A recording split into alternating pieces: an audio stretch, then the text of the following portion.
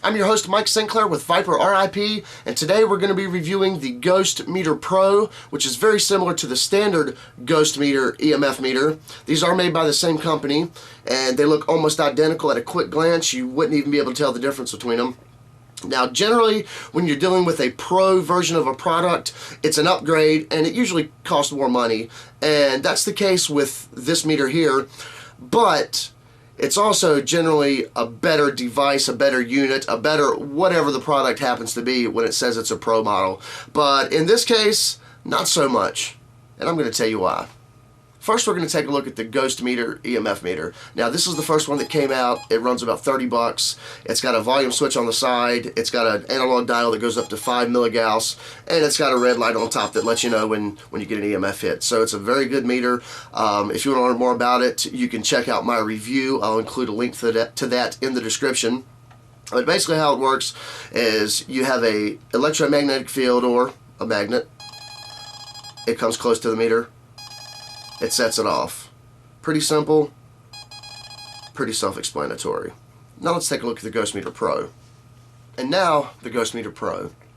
Okay, we're just going to turn it on and turn our volume up a little bit. And it's going off. It's making some kind of noise here. There's not even an EMF source around it. I'll let you look for yourself. Not really sure what it's doing here, but there's a mode button on the side, so we're just going to press that and switch the mode to another mode. And I don't really understand. It's not really working here. This meter's brand new. There shouldn't be any problems with it. Why isn't the mode changing? Well, I'll tell you why the mode isn't changing, because it doesn't change as easily as they claim it does. You have to do something completely different in order to get it going, and I'll show you how to switch the modes. But for now, let's take a look at the instruction manual. I really figured we would just turn this thing on and start detecting EMF, but apparently that's not the case. So let's look at the instructions and see if we can make any sense of it. Ghost Meter Pro instructions. Exclusive new dialogue mode, new features. Mode 1, recent ghosts appear every 3 to 5 minutes. Okay, it says Mode 1, recent ghosts appear every 3 to 5 minutes. That's an interesting claim. Mode 2, ancient ghosts appear every 7 to 15 minutes. Okay, apparently this thing is supposed to detect ghosts every 3 to 15 minutes. That must be what's going on with it. My house is apparently extremely haunted, and it was detecting ghosts. Mode 3, EMF gas meter mode. Now that's the mode we're looking for. That's the important mode. That tells us where our EMF signals and frequencies are. Mode 4, dialogue mode. Dialogue mode? Does this thing talk? Dialogue mode finds recent and ancient ghosts and answers 4 to 8 questions. 4 to 8 questions. This thing's going to answer questions, 4 to 8 questions from a recent or ancient ghost. And I mean, it says it right here. Questions. Are you a good ghost? Ping once for yes, twice for no. Ping, I'm not sure. Examples. Are you happy? Sound once for yes, twice for no. Were you a man? Were you from here? I guess those are some questions you ask, and this meter's supposed to answer it from recent and ancient ghosts somehow. I mean, I don't know how they figured out the technology to stick it in this $40 meter that actually helps you find ghosts and they can communicate with you. Not really sure why that technology is so inexpensive, but let's look further. Instructions. Turn meter on. Press side switch to select modes 1 through 4. 1 to 4 LEDs showing. To change modes, turn meter off, then on again, select the side switch. Oh, that's the problem. So you have to turn it on and then immediately go to the mode that you want to select. And if you want to switch modes, you got to turn the meter off again and turn it back on and then reselect to get your mode. Oh, okay, now it makes sense. Now we understand. Now since we know how it works, let's take a look at it and see what it does. Okay, let's start off in mode 1. So we're going to turn the meter on and immediately select where you want to go. But fortunately for us, it was already on. mode 1. Now this is supposed to detect recent ghosts in 3 to 5 minutes.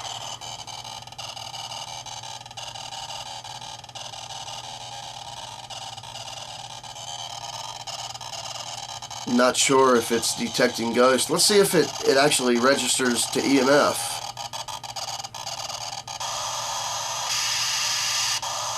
Wow. So that's what happens when an EMF source hits it. Pretty extravagant.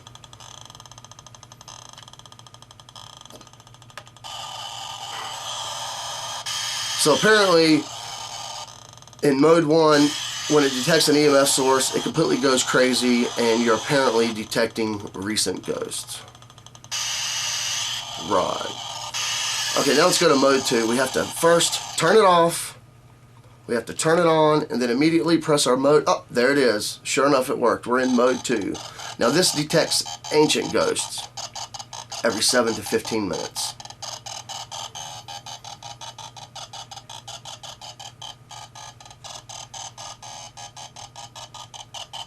Hello, are there any ancient ghosts in here? Alright, I'm pretty impatient. Let's hit it up with an EMF. It didn't do anything.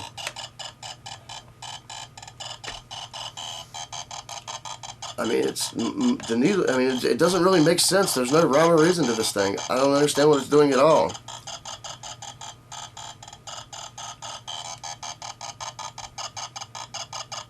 By the way, I have set this down for 7 to 15 minutes, and the same thing with mode 1, and it just randomly does things. I don't know whether it's randomly programmed to make certain sounds, or it responds to the EMF and a different strength will make it do something different. I don't know. The first mode seemed to be detecting the EMF a little bit, but I'm really not sure. I mean, this is like a beefed up K2 meter that really doesn't even seem to work. Well, let's try the important mode, the EMF Gauss mode. That's mode number 3. Okay, let's turn it off and then on back again. We're going to press the button on the side until we get to the 3rd mode, and there we are. Yep. Oh, that's not a good sign. Maybe it's because I'm moving it. Okay, that's what EMF meters do when they detect a disturbance in the field. By moving it, magnetic north is going to make it go off. And let's see what happens when we put a... Oh, wow. Interesting. It's actually picking up the EMF and responding as an actual EMF meter would. So this is mode 3. Seems to be fairly sensitive, and it does seem to be detecting EMF. So it's not a total bust. Mode 3 works. And for $20 extra, you can get all the other modes for $20 extra. Okay, now this does pick up EMF. The mode 3 does pick up EMF if you can ever figure out how to get it to the 3rd mode. So if you have one of these, it's not a total waste. You do have an EMF meter that you can use. As far as I know, I don't know if there's any special little tweaks they've done to that to give you false readings as you would on the other modes, but I believe this mode is fairly safe. So if you've got one, you're good to go using this as a standard EMF meter. It does seem to be really sensitive and sensitive to the smallest movements, so keep that in mind. Now for the final mode.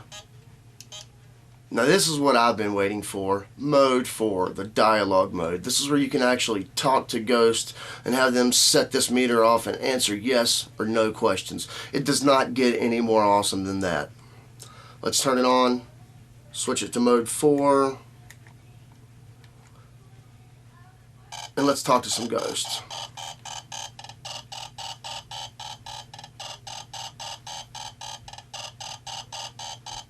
If you're a good ghost, can you make this thing go off once for yes, twice for no?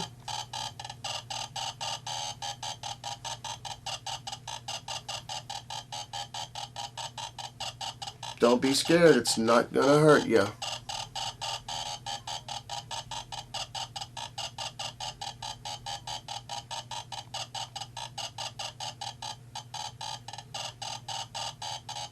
Did you die in this house? Once for yes, twice for no.